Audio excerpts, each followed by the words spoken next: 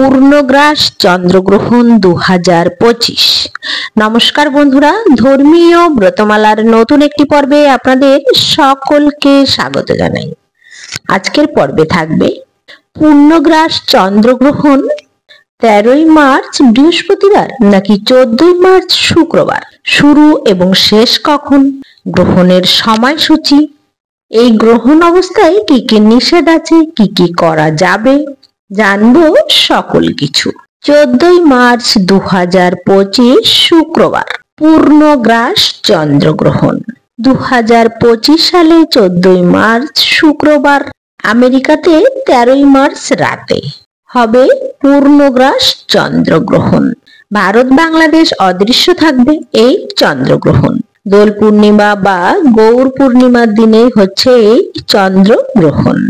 এই গ্রহণ দৃশ্যমান হবে উত্তর ও দক্ষিণ আমেরিকা মহাদেশে, পশ্চিম ইউরোপ, পশ্চিম আফ্রিকা, রাশিয়ার পূর্বাঞ্চল, পূর্ব অস্ট্রেলিয়া, নিউজিল্যান্ড এবং প্রশান্ত মহাসাগর, আটলান্টিক মহাসাগরে। পূর্ণগ্রাস চন্দ্রগ্রহণের গ্রাসমান থাকবে 1.183। গ্রহণের স্থিতিকাল থাকবে 3 ঘন্টা 39 মিনিট। উপচ্ছায়া স্থিতিকাল থাকবে 6 ঘন্টা 6 মিনিট। উপচ্ছায়া গ্রাসমান থাকবে 2.260।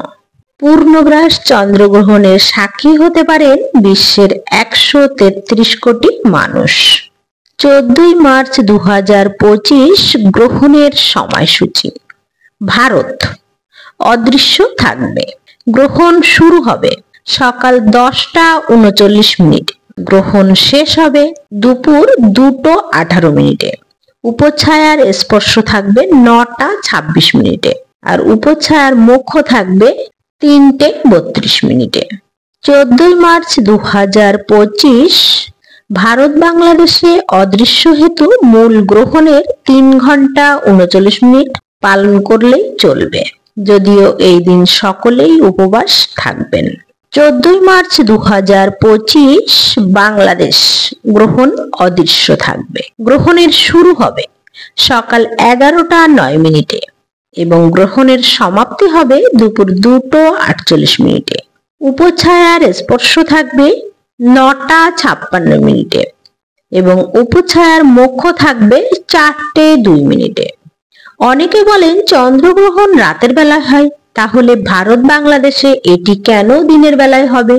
এর উত্তর হচ্ছে এই চন্দ্রগ্রহণের মূল কেন্দ্র আমেরিকা, কানাডা, চিলি সহ উত্তর ও দক্ষিণ আমেরিকা মহাদেশে। তাই আমেরিকা, কানাডা, চিলির সময় অনুযায়ী রাতের বেলাতেই হচ্ছে চন্দ্রগ্রহণ।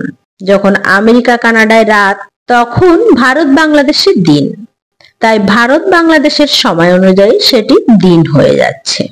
এর পরবর্তী চন্দ্রগ্রহণ হবে 7ই সেপ্টেম্বর 2025 তারিখে। গ্রহণের সময় কি কি নিষেধ আছে?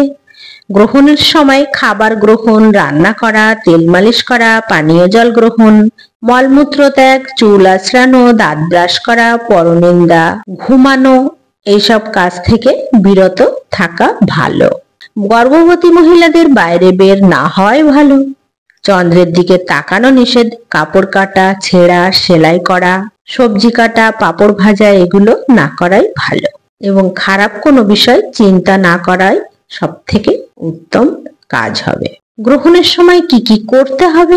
গ্রহণের সময় অধিক নাম জপ করতে হবে, কীর্তন করতে হবে, শাস্ত্রপাঠ, আলোচনা এবং অধ্যয়ন করা উচিত। কৃষ্ণ কথা শ্রবণ, হরিনাম সংকীর্তন শ্রবণ করতে পারেন।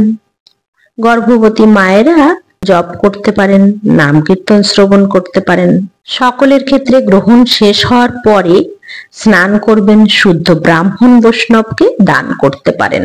রান্নাকৃত খাবার ফেলে দিয়ে চুলা ধুয়ে রান্না করতে হবে। এছাড়া চাল, কাঁচা সবজি, ফল প্রভৃতি দ্রব্য বা শুকনো খাবারে তুলসী পাতা দিয়ে রাখতে পারেন। গ্রহণকালে ভগবানের সেবা, পূজা, আরতি সব সময় সব মন্দিরে করা যেতে পারে। গ্রহণের সময় অনেকে ভগবানের বিগ্রহ ঢেকে রাখেন, এটি ভুল কথা। যেহেতু এই দিন গৌর পূর্ণিমার উপবাস ব্রত আছে, তাই গ্রহণের নিয়মাবলী স্বাভাবিকভাবে পালন করা যাবে। তাই ব্রত পালন করে গ্রহণকালেও সেবা, পূজা, অভিষেক যথারীতি করা যাবে। ভারত, বাংলাদেশ, মধ্যপ্রাচ্যের দেশসমূহ এবং মধ্য এশিয়ার প্রভৃতি যে সকল স্থানে চন্দ্রগ্রহণ অদৃশ্য, তাদের এই নিয়মাবলী পালন বাধ্যতামূলক নয়। তবে কেউ চাইলে গ্রহণের নিয়মাবলী পালন করতে পারেন। যেহেতু এই গ্রহণ আমাদের গ্রহেই হচ্ছে, উপবাস ব্রত সকলে অবশ্যই পালন করবেন। তবে গর্ভবতী মায়েদের ক্ষেত্রে গ্রহণের নিয়মাবলী পালন করাই উত্তম, যাতে গ্রহণের সময় নির্গত ক্ষতিকর রশ্মির প্রভাব যেন সন্তানের কোনরূপ ক্ষতি না করে। আজকের মতো এই পর্যন্তই। সবাই ভালো থাকবেন, সুস্থ থাকবেন, সুন্দর থাকবেন। শুভকামনায় নমস্কার।